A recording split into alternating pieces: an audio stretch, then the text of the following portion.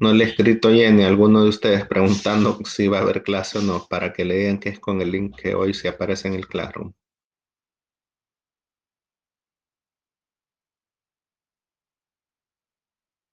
Dale.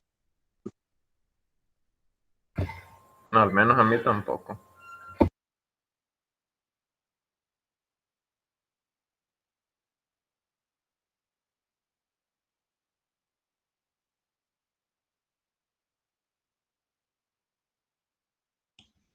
Bueno, entonces vamos a comenzar. Tal vez se logra unir después o si le escribe a alguno de ustedes, díganle que se una con el link que está en el Classroom.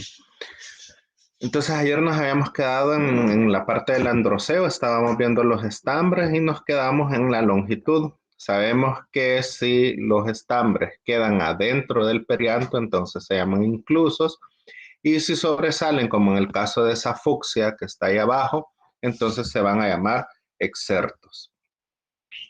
Pero también tenemos que ver el largo de estos estambres. Así que entre sí, en la misma flor, los estambres pueden ser todos iguales o algunos ser más largos que otros. Por ejemplo, si hay 4 estambres, van a ser 2 cortos y 2 largos. En ese caso se llaman didínamos. Y eso es de la imagen que ven ustedes al lado izquierdo. Y si hay 4 estambres largos y 2 estambres cortos, entonces se van a llamar tetradínamos, que son los que están del lado derecho. Esos estambres tetradínamos los podemos encontrar en la bignoniaceae. Ahora tenemos que ver siempre del androceo la nación y la cohesión, o sea, cuando estén unidos entre sí los estambres y cuando estén pegados a la corola, por ejemplo, o al pistilo. Entonces, las piezas del androceo pueden estar libres, como en el caso de Caesalpinia pulquérrima, o pueden unirse entre sí, o sea, puede haber cohesión, o incluso pueden soldarse a otros verticillos florales. Entonces, es adnación. En la cohesión, los estambres entre sí pueden soldarse por los filamentos, por las anteras o incluso por ambas partes, dando la apariencia de que son uno solo. Cuando se fusionan por los filamentos formando un solo cuerpo o tubo estaminal, a ese androceo se le va a llamar androceo monadelfo, como en el caso de los clavelones, ¿verdad? En Hibiscus rosa sinensis y también en ceiba, que si se recuerdan ustedes de la flor de clavelón, están soldados entre sí, pero también están soldados al pistilo. También pueden estar unidos formando dos grupos. Entonces, en ese caso, se llaman diadelfos. Cuando se unen formando dos grupos, siempre van a estar unidos por el tubo estaminal. Y allí se van a llamar estambres o androceo diadelfo, como en el caso de Delonyx regia, ¿verdad? Que es el árbol de fuego, y también en las eritrinas, que son los pitos. En el caso de que podamos tener un androceo poliadelfo, esto es cuando los estambres estén soldados formando 5 grupos. Entonces ahí se le llama poliadelfo y eso es lo que sucede, por ejemplo, en las plantas del género Hipericum. Cuando estos se sueldan o se unen por las anteras, quedando los filamentos libres, entonces vamos a tener un androceo sin anterio. Esto es lo que ocurre en las asteráceas y en algunas cucurbitáceas. Pero a veces las anteras no están soldadas entre sí, sino que solo están demasiado juntas. Y eso es lo que sucede en Solanum. Y en ese caso, se les va a denominar como anteras conniventes. Pero cuando hay una fusión entre los filamentos y las anteras, formando un solo androceo, entonces a eso se le va a llamar sinandro. Eso es lo que ocurre en el género Ciclantera de la familia Cucurbitácea, por ejemplo. Y aquí tenemos, ¿verdad? Esas diferentes definiciones. El androceo poliadelfo, como en este caso, esto es en Hipericum. Lo que sucede aquí es que cada uno de estos que ven ustedes aquí, que son 5, tiene una gran cantidad de estambres en ellos. Imagínense que esto, ¿verdad? Es como los del hibiscus. Entonces corten los 5 de un hibiscus y se los pegan. Entonces así es como se ven en Hipericum. Por eso son poliadelfos. En los monadelfos ya vimos que están fusionados por los filamentos, pero luego quedan libres entre sí.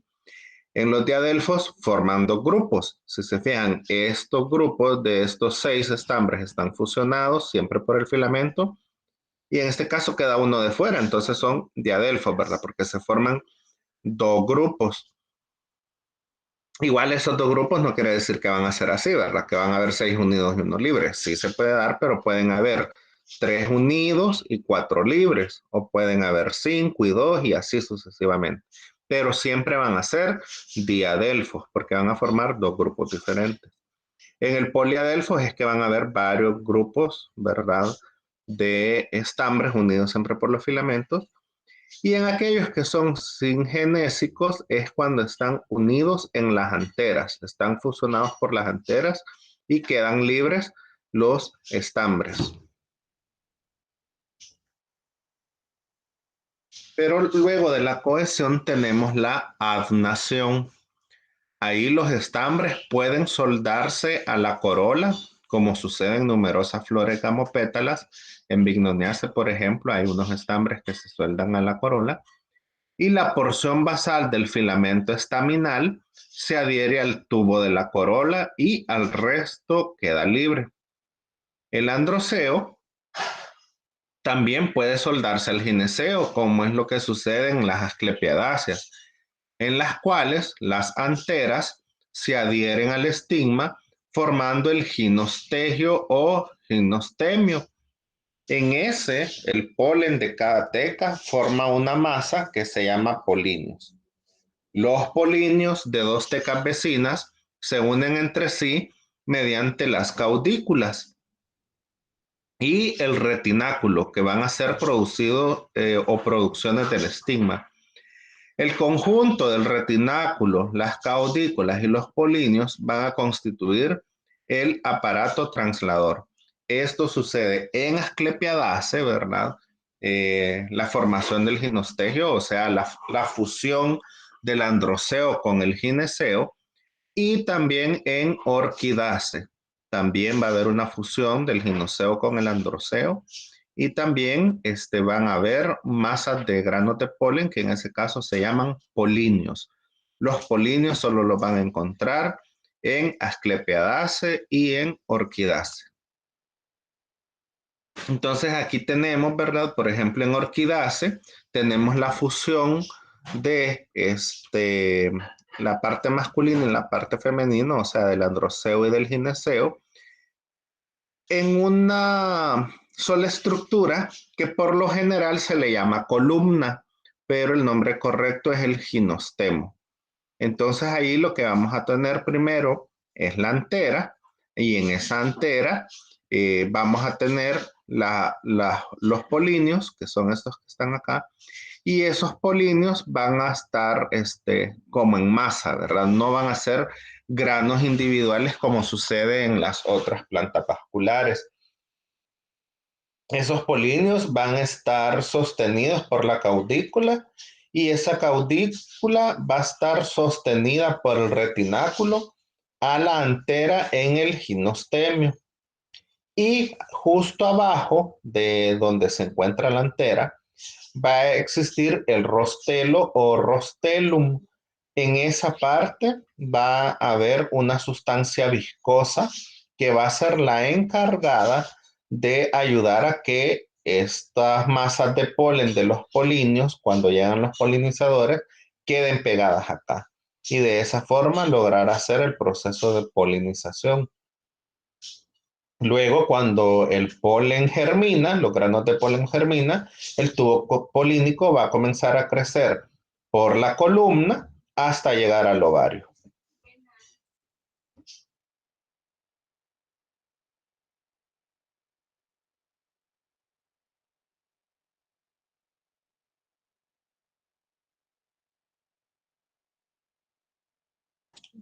Luego tenemos los estaminodios. Estos van a ser estambres estériles que cumplen la función de dispositivo de atracción o que pueden producir néctar. En el caso de Conmelina erecta, que es esa flor azul de arriba, que es bastante común casi que en todas partes, van a haber tres estambres perfectos que sí van a tener, ¿verdad? Los granos de polen y van a haber tres estaminodios. En el caso de los estambres fértiles, son dimorfos, o sea, pueden unos tener la misma longitud, otros no, las tecas pueden estar fusionadas o no. Dice también que los estambres fértiles son dimorfos. Las tecas recurvadas. Y en el caso de los estaminodios, las anteras son oscuras con tecas rectas. Y esos estaminodios pues solo sirven, ¿verdad?, como función de atracción o para producir néctar, pero no tienen función reproductiva. Eso sucede también en plantas del género Chiris, de la familia Chiridaceae, como en esa flora amarilla que ustedes ven abajo. Todos estos amarillitos que parecen pelitos son estaminodios y estos pues sí son los estambres perfectos, ¿verdad? Que van a estar encargados de la reproducción. El receptáculo o tálamo, ese puede tener formas variadas y la posición del ovario va a estar en íntima relación con la forma del receptáculo y su grado de soldadura con él. Por ejemplo, en algunas angiospermas primitivas con flores espiraladas, como lo que sucede en las magnoliaceae, ¿verdad? El receptáculo es cónico. En las flores de magnolia, sobre la base del receptáculo, se van a insertar las piezas del perianto. Luego van a estar las del androceo y en la porción superior se va a ubicar el gineceo, formado por numerosos carpelos libres. Y eso es lo que le da la característica a las flores de las magnoliaceae, por ejemplo. Comúnmente, el receptáculo suele ser discoidal o plano, y en estos casos el gineceo es súpero y la flor hipógina. Esto sucede en la flor de la fresa, que es Fragaria vesca, que va a presentar un receptáculo globoso y va a ser de tipo hipógina. En otros casos puede tener una forma cóncava o de copa y la flor va a ser perígina. Si el ovario permanece libre, es súpero. Ahí tenemos los ejemplos de las rosáceas, como por ejemplo prunus y rosa. Y si el ovario se suelda parcialmente con el receptáculo, en ese caso va a ser medio, como en el género Saxifraga. También en eh, Eonimus y en algunos géneros de la familia Celastraceae. En este caso, algunos autores van a designar a las flores como semiepíginas. A veces, el receptáculo puede adquirir forma de tubo.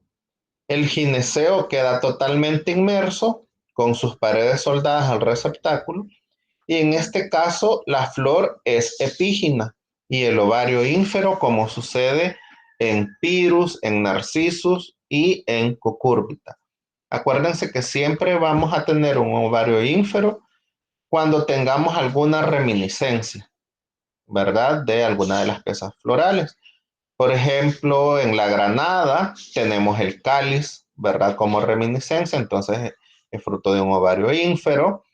En los pipianes, los ayotes y todo eso siempre quedan como unas reminiscencias de las flores, pero que con el tiempo se caen, entonces también es un ovario ínfero.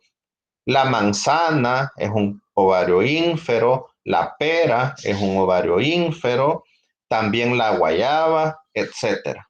Entonces esas son porque las flores eran epíginas. Entonces aquí tenemos algunos ejemplos, ¿verdad? De cuando las flores son períginas, hipóginas, epíginas y semiepíginas. períginas cuando, ¿verdad? Los verticilios florales, tanto cáliz como corola, y los estambres, ¿verdad? Van a estar casi que al medio de donde vamos a encontrar el ovario. Eso es lo que sucede con el género Prunus, o sea, las ciruelas.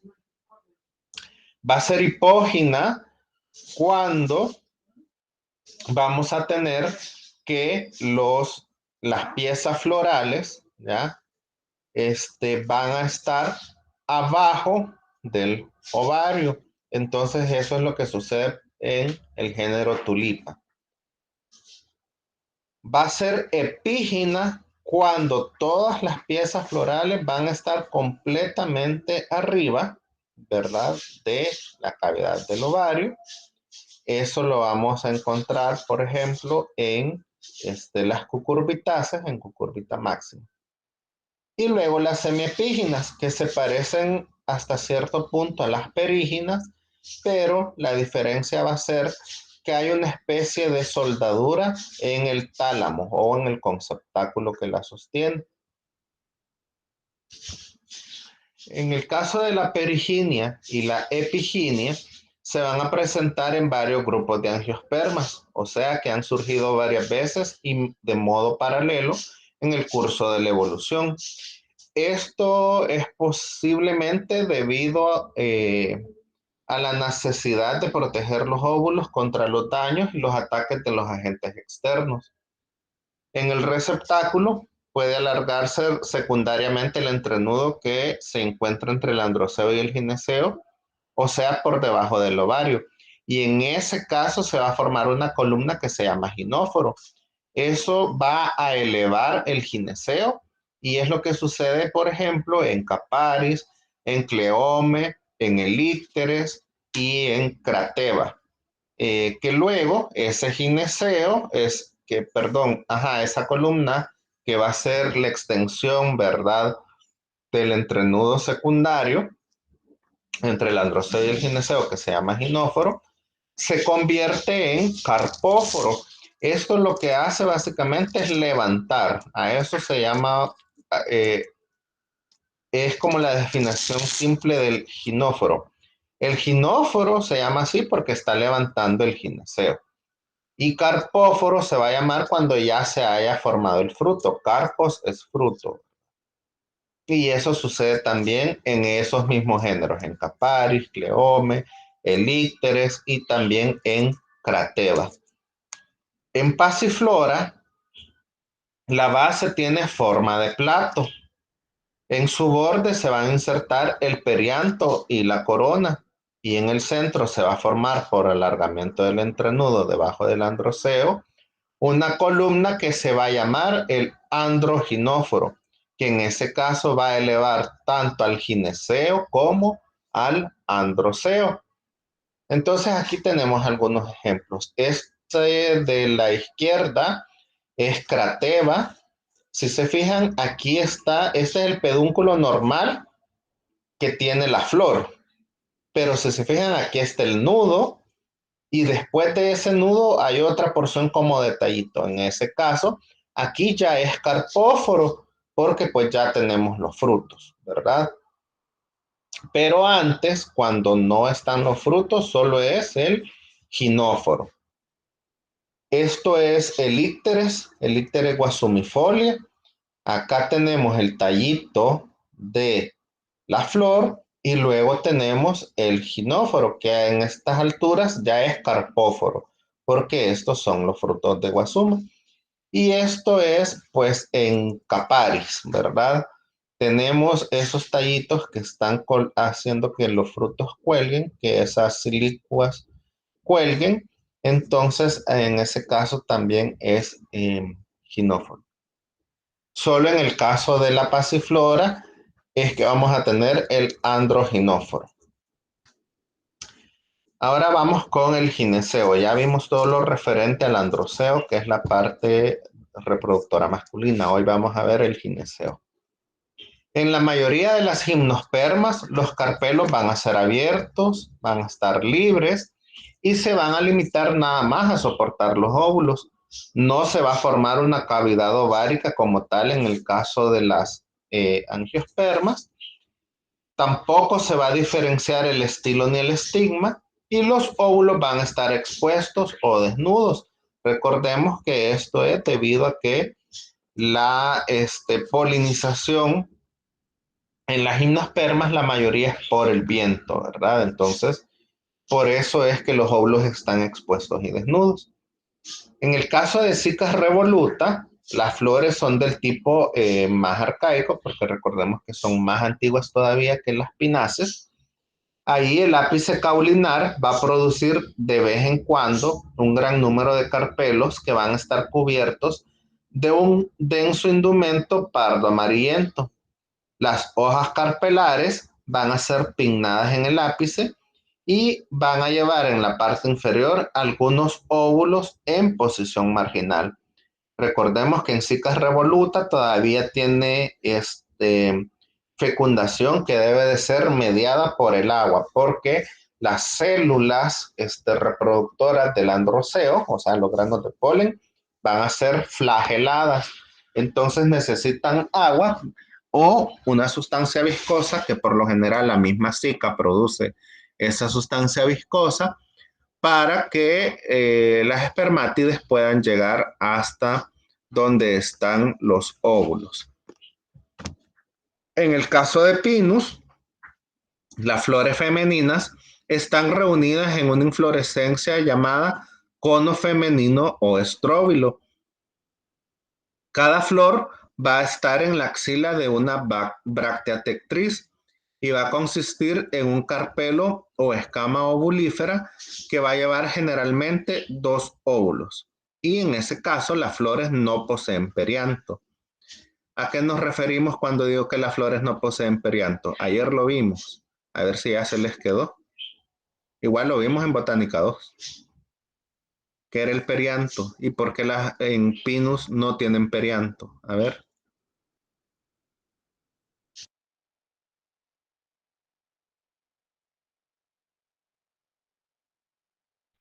Es la envoltura de la flor.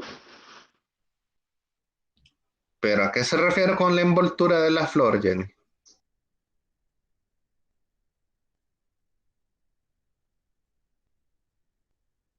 Este, a la envoltura del que rodea el órgano sexual.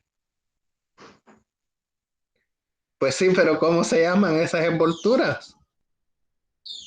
¿O a qué se refiere? A ver.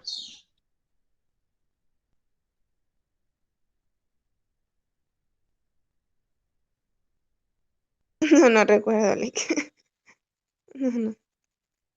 Pero por ahí digamos que más o menos va. A ver, alguien que le quiera ayudar a Jenny o que tenga una idea diferente de la de Jenny.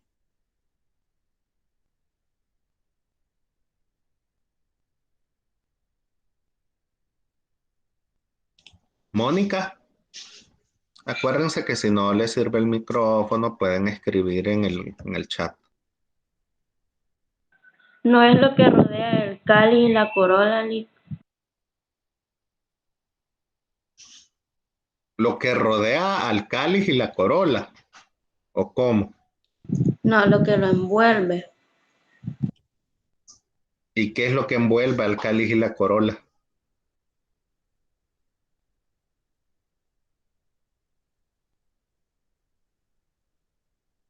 El perianto. No, tienen que ordenar mejor la idea. A ver, han dicho todo lo involucrado en el perianto, pero ordenen mejor esa idea. ¿Alguien más? Johnny.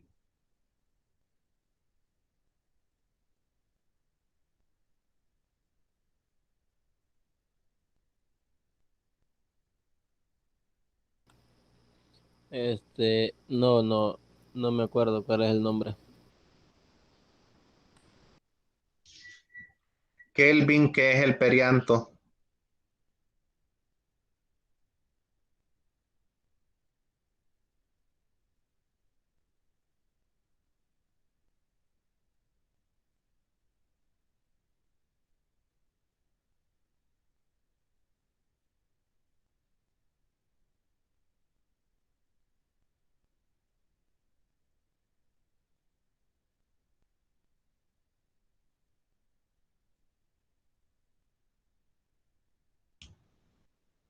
Kelvin, ¿estás por ahí?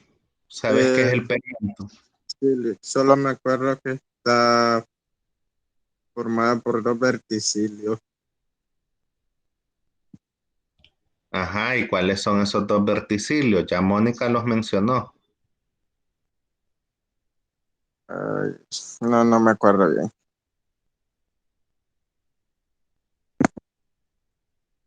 Pero Mónica los acaba de mencionar, hombre, qué barbaridad. A ver, Rafael, ¿qué tenés que decir?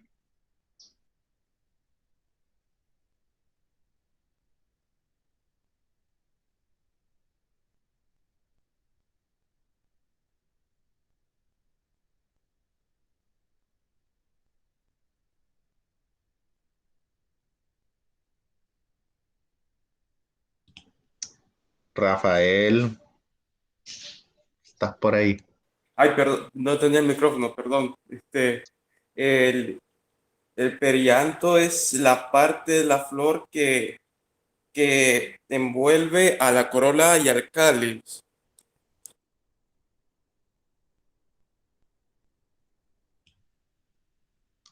Pero es que eso no es así. O sea, díganme qué otra estructura hay que esté envolviendo al cáliz y a la corola en la flor. El perigonio. Vaya, pero es que esa es otra cosa, ya. El perianto simplemente es el cáliz y la corola, ya. Entonces, cuando me está diciendo que en los pinus las flores no tienen perianto, me está diciendo que no tienen cáliz y corola. Y esto sucede también en las flores de las poace. ¿Por qué veíamos eso? Porque como las flores son polinizadas por el viento, no necesitan invertir en tener cáliz y corola, ¿ya? Porque no van a estar atrayendo polinizadores, porque la polinización es por el viento, entonces por eso las flores no tienen o no poseen perianto. El perianto es el cáliz y la corola, que son los verticilios estériles, ¿ya? Todos tenían más o menos la idea, pero les hace falta pues estudiar un poquito más. Y si tienen preguntas, siempre pregunten, porque también esa es la otra, que si no entienden, no preguntan. Y aunque uno les pregunte si han entendido, no contestan. Así que, buxos en eso. Vaya, sigamos.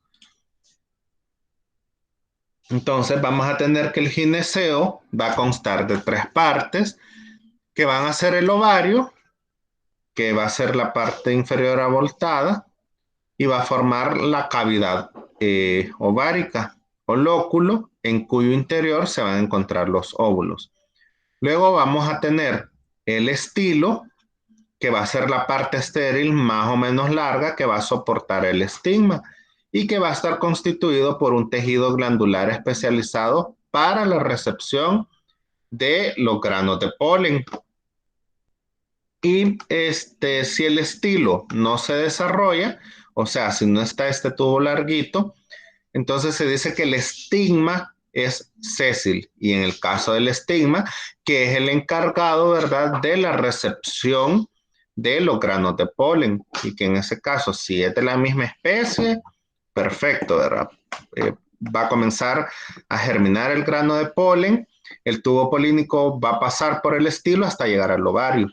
Pero si los granos de polen cuando llegan al estigma no son de la misma especie, pues el estigma va a secretar unas enzimas que van a degradar ese polen. Y el término pistilo se emplea como sinónimo de gineceo. Aquí si se fijan, dice pistilo. ¿Y qué es el pistilo? El conjunto del ovario, el estilo y el estigma. ¿Y qué es el gineceo? El conjunto del ovario, del estilo y del estigma. Así de simple, es lo mismo. Si los carpelos están separados, o sea, libres entre sí, el gineceo va a ser dialicarpelar o apocárpico. Esto sucede en el género Sedum, Calancoe y en Peonía. Pero si están soldados entre sí, van a ser gamocarpelares o sincárpicos, como sucede en Passiflora y en Brachychaeton. En las flores apocárpicas, o sea, en aquellas que tienen un gineceo libre o separado, cada carpelo va a constituir un pistilo, mientras que en las flores sincárpicas, o sea que los carpelos están soldados entre sí, va a haber un solo pistilo. Por ejemplo, Kalanchoe tiene 4 carpelos libres y por lo tanto va a presentar 4 pistilos. En el caso del gineceo gamocarpelar o sincárpico, la soldadura puede afectar solo el ovario, quedando libres los estilos y el estigma. Eso es lo que sucede en el género Turnera. También puede involucrar los estilos, quedando libres los estigmas. Eso es lo que sucede en toda la familia Asteraceae y en el género Hibiscus. Y eso va a permitir saber el número de carpelos que forman el gineceo. Pero si la soldadura es total, el número de carpelos se va a marcar en los lóbulos estigmáticos. Y eso lo vamos a tener en la Bignoniaceae y en el nogal. Estilo y estigma. El estilo va a ser de longitud variable, desde menos de 5 milímetros, que es cuando se dice que el estigma es subsésil, o que pueda no haber, ¿verdad? Estilo, y ahí definitivamente el estigma va a ser sésil, hasta más de 30 centímetros en ciertas variedades de maíz. Y eso es lo que se conocen como los pelos del elote, ¿verdad? Esos son los estilos. Pueden ser geniculados, como en el caso de la planta gloriosa rothschildiana, que es esa flor blanca que ustedes ven ahí abajo. Y generalmente van a nacer en el ápice del ovario, pero pueden ser laterales o nacer aparentemente en la base. Y a eso se le va a llamar estilo ginobásico. En cuanto al estigma, este va a tener una forma variable. Puede ser plumoso en el caso de las poaceae o de los acates, en cabezuela, como en el caso del género Citrus, ¿verdad? Trilobado en cucurbita, petaloide en canna, que es una monocotiledónea, o formando una estructura pentapartida que va a ser similar a una sombrilla invertida en el género Serracenia, que en Serracenia pues es una de estas plantas carnívoras, ¿verdad? Que forman estos embudos grandes. El estigma tiene particularidades estructurales que permiten la germinación del polen y el desarrollo del tubo polínico que va a llegar hasta los óvulos. Aquí tenemos, por ejemplo, las flores de Serracenia, ¿verdad? Que ahí va a tener una estructura pentapartida en forma de sombrilla invertida.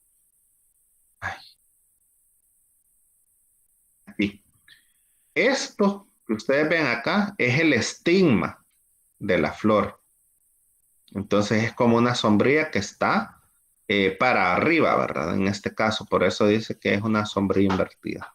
Esa es en las flores de Serracenia.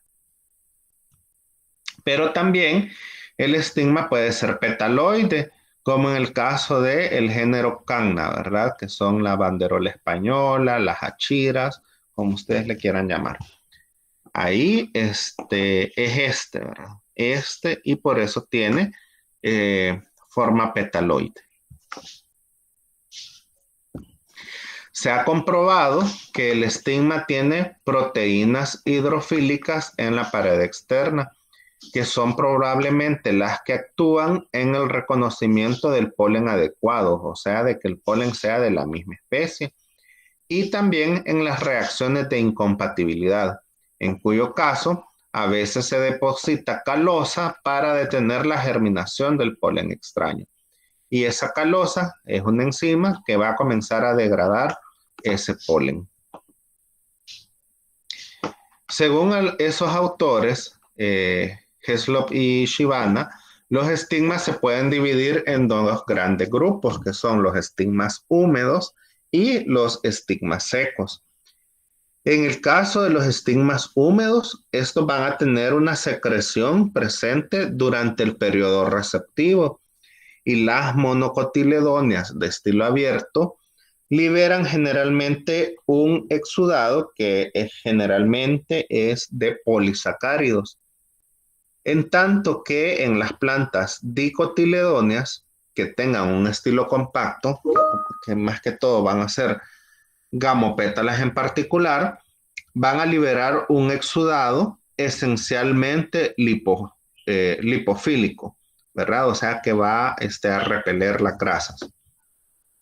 Pero en ciertas familias, como en Orchidaceae, Scrofulariaceae y Solanaceae, van a secretar un líquido lipopolisacárido, o sea, una combinación de grasas y azúcares. Esto es para recibir, ¿verdad?, a los granos de polen. Los estigmas húmedos se van a dividir en dos, que van a ser los estigmas papilosos y los estigmas no papilosos. En los estigmas papilosos vamos a encontrar, por ejemplo, los de Annona, Mandevilla, Bignonia y Púnica. Y en los no papilosos, por ejemplo, en Citrus, Impatiens, Opuntia y Tamarix. Luego tenemos los estigmas secos. Estos no tienen secreciones líquidas, sino que producen proteínas oseras. Y los estigmas secos se van a dividir en estigmas plumosos y no plumosos. Los plumosos son los que vamos a encontrar en toda la familia de las Poaceae, o sea, en todos los zacates. Estos van a tener células receptivas dispersas sobre ramas multiseriadas. Y los no plumosos también pueden ser de tipo papiloso, como en el caso de Cordyline, Yucca, Aristologia, Bombax, Ninfea, Pelargonium, Bougainvillea, Plumbago y Acalifa. O pueden ser no papilosos, como en el caso de Asclepias, Caparis, Mírica y Cyperus. Ahora tenemos la parte del ovario y la placentación. En el ovario ínfero o semiínfero, el ovario va a estar rodeado por una estructura en forma de copa o tubo, que antiguamente recibía el nombre de hipanto o hipantio.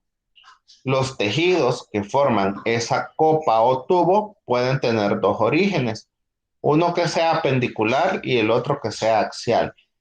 Es apendicular cuando se trata de las porciones basales de los otros verticilios que están aunados entre sí. Y va a ser axial cuando se trata nada más del receptáculo.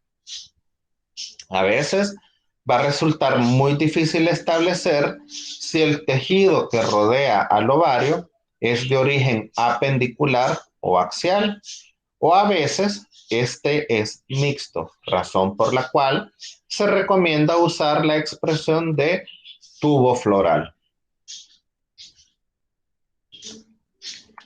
¿Cuál es el origen de la cavidad ovárica? Pues el ovario va a estar formado por los carpelos y según el número de carpelos, el ovario va a ser un monocarpelar, dicarpelar, tricarpelar, tetracarpelar, etc. La cavidad del ovario se va a llamar lóculo y de la misma manera, según el número de lóculos, el ovario se va a designar monolocular, dicarpelar, trilocular, tetralocular, etc. Entonces, un ovario que sea unicarpelar va a ser un ovario unilocular. Pero, por ejemplo, en un ovario gamocarpelar, el número de lóculos va a estar relacionado con la manera en cómo se unen los carpelos entre sí. Por ejemplo, si los carpelos se unen por sus márgenes, el ovario va a ser de tipo unilocular. como en este chile que estamos viendo aquí en la imagen del lado izquierdo. Pero si cada carpelo se cierra y se unen entre sí lateralmente por su cara externa, y de esa manera se va a formar un ovario plurilocular. Estos que están aquí pues no son pluri, ¿verdad? Porque este es bilocular y este es trilocular. Pero a veces la misma soldadura de los carpelos es de tipo incompleta y se unen entre sí nada más por su borde interno, de modo que se forma un lóculo estrellado que es visible en el contorno transversal, por ejemplo, de una manzana. Excepcionalmente, los carpelos pueden disponerse en 2 o 3 ciclos o pisos, que es lo que sucede en Punica granatum. ¿Se han fijado que cuando cortan una granada salen unas telitas blancas? Pues esas telitas blancas son parte de los diferentes carpelos que están en diferentes ciclos, ¿verdad? Este es un ciclo, este es otro ciclo, este es otro ciclo, y por eso es que salen así como bien dispersos. Luego tenemos la placentación. El tejido de la cara interna del carpelo, sobre el cual se forman los óvulos, va a recibir el nombre de placenta. Y cada carpelo va a tener 2 placentas, que generalmente van a estar ubicadas sobre los márgenes, pero en algunos casos pueden ser voluminosos. La placentación va a ser la disposición de las placentas y los óvulos en la cavidad ovárica. Los tipos de placentación van a ser, ustedes ya conocen varios, pero algunos son marginal, parietal, axilar, axilar con placentas intrusivas, central, basal, apical y laminar, que en el caso de laminar también se le puede llamar parietal difusa. Aquí tenemos algunos tipos de placentaciones. Por ejemplo, placentación basal, ¿verdad? Cuando los óvulos están unidos en la base del ovario. La placentación es apical cuando estos óvulos estén unidos, pero en el ápice del ovario. Luego tenemos la placentación laminar. En la placentación laminar, ¿verdad? Van a ver que los óvulos van a estar a un lado, ¿verdad? Del ovario, pero sobre todo de ese lado que es más grueso, que es lo que que va a estar dado por el nervio foliar de la planta, porque acuérdense que todas estas estructuras son modificaciones de la hoja, ¿verdad? Evolucionaron a partir de la hoja. Y luego tenemos aquella placentación de tipo marginal, que esa va a estar al lado contrario del nervio foliar y en el menor engrosamiento del fruto. Luego tenemos la placentación de tipo axilar. En esta placentación pues pueden haber diferentes lóculos. Esto sucede en algunos chiles, sucede este tipo de placentación axilar, pero más que todo en el tomate. Luego tenemos la placentación axilar libre. Es libre porque no van a haber reminiscencias de estos carpelos que están acá. Luego vamos a tener la placentación central, que no es que estén en la base del ovario simplemente, sino que en esa base del ovario se va a formar una carnosidad, que es donde van a estar insertos los óvulos, ¿verdad? Y por último, la placentación de tipo dispersa, que va a estar en todas las cavidades del ovario de forma desordenada. Aquí en este transcorte se ven como que estuvieran ordenados por lo mismo que es transcorte, y no podemos ver las dimensiones, pero esas semillas, unas pueden estar arriba, otras más abajo, más a la derecha, más a la izquierda, etcétera. Para comprender otra forma, en el caso de la marginal, es la que vamos a encontrar, por ejemplo, en las legumbres o en las vainas. también vamos a tener la placentación de tipo parietal, que es muy similar a la placentación de tipo axial. La diferencia es que en la parietal van a estar precisamente en las paredes del fruto y en la axilar van a estar en las paredes de la placenta o de los carpelos. Luego tenemos la fórmula y el diagrama floral. Acá la fórmula floral va a ser una forma de expresar en forma breve los caracteres de una flor por medio de iniciales y signos convencionales que se van a designar los diferentes órganos que la van a componer, así como también la sexualidad y su simetría. En cuanto a la disposición, se puede representar con un círculo si los verticilios florales están en forma cíclica, o puede representarse con una espiral si las piezas florales están dispuestas en forma espiralada sobre el receptáculo. En cuanto a la simetría, si es actinomorfa, o sea, si las flores tienen 2 o más planos de simetría, se puede presentar con una X, con un asterisco o con un círculo y una cruz. Esta simetría actinomorfa sería la simetría radial, ¿verdad? O sea, para cualquier lado que ustedes corten, siempre va a ser simétrico con otra porción. Luego, en el caso de la simetría zigomórfica, que van a ser flores que van a tener nada más un plano de simetría, se pueden representar con el símbolo del porcentaje o con una flecha hacia abajo. Y en el caso de las flores que son asimétricas, o sea que no presentan ningún plano de simetría, se puede representar con esa flecha a los Harry Potter, ¿verdad? Luego, en cuanto a la sexualidad de la flor, va a ser femenina o pistilada y se va a representar con el símbolo de Venus. Puede ser masculina o estaminada y se va a representar con el símbolo de Marte. Y en el caso de que las flores sean hermafroditas, se representan con ambos símbolos de Venus y de Marte fusionados.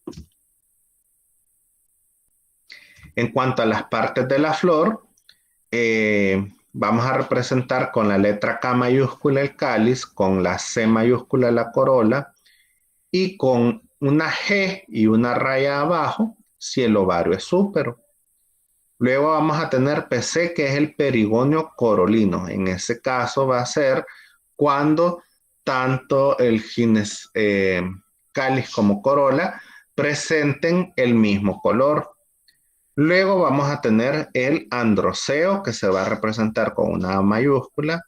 El ovario semiínfero, nada más con una letra G, ¿verdad? Sin raya arriba ni raya abajo. Vamos a tener PK, que va a ser el perigonio calicino, que es cuando tengan el mismo color, tanto el cáliz como la corola.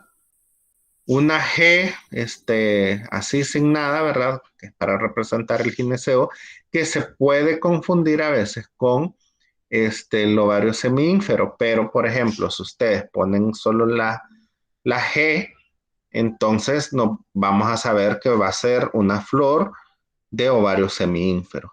Entonces por eso tienen que ponerle siempre la raya arriba o abajo para saber si es súpero o ínfero. Y en el caso de que sea la G mayúscula con la rayita arriba, es que es un ovario ínfero. En cuanto al número de piezas de cada verticilio, estas se van a indicar con una cifra. Por ejemplo, cáliz 5 sépalos, corola 5 pétalos, etc. Pero cuando el número de los miembros es muy grande, se emplea el signo de infinito. Por ejemplo, en una ninfase vamos a tener una gran cantidad de carpelos del androceo, ¿verdad? Entonces ahí solo se pone A y el infinito. En magnoliace también, en las mismas ninfeas, en la corola, ¿verdad? Sabemos que tienen una gran cantidad de pétalos que incluso son sucesivos a medida va madurando la flor, entonces también se le puede poner infinito. Si hay dos verticilios de igual naturaleza, las cifras se unen con el signo más. Por ejemplo, cáliz y corola que tengan un perigonio coralino van a poner 5,5. Luego, la concrescencia de las piezas florales, o sea, si están fusionadas, se van a indicar por medio de paréntesis. Eso es cuando sea que el cáliz va a estar fusionado o que la corola va a estar fusionada. Pero en el caso de que la fusión sea de distintos verticilios, o sea, cáliz con corola o androceo con gineceo o corola con androceo, entonces se van a encerrar las iniciales correspondientes y las cifras entre corchetes, ¿ya? Va a ser entre paréntesis solo si es del mismo verticilio, la fusión del mismo verticilio. Y va a ser entre corchetes si la fusión es entre diferentes verticilios. La cantidad de lóculos del ovario se va a indicar como subíndice del número de carpelos y el número de óvulos por lóculo se va a indicar como exponente. Esto generalmente se hace cuando estamos haciendo parte de la ecología floral y la polinización, que se pone, ¿verdad?, como es el ovario, que está compuesto por 3, ¿verdad?, carpelos, pero que solo hay un lóculo. Entonces a veces uno se pone a contar el número de óvulos. Por ejemplo, cuando se corta una flor de anonace, ustedes comienzan a contarlo el número de óvulos, no los van a poder contar todos. Entonces se pone el símbolo de infinito. Pero por ejemplo, si tenemos una flor de mango, cuando veamos el número de óvulos, solo vamos a encontrar 1. Entonces allí se le pone el número 1. Entonces, bueno, con esto de la fórmula floral, nos vamos a quedar hasta aquí ahora. Vamos a continuar mañana, ¿verdad?, con esta parte del diagrama floral. Que hasta cierto punto es un repaso de Botánica 2, pero hay cosas nuevas o diferentes, ¿verdad?, en esta parte. ¿Tienen alguna pregunta? De mi parte, no. Bueno, entonces nos quedamos hasta aquí. Les comparto después la grabación y nos vemos el día de mañana. Adiós, cuídense. Adiós, Liz.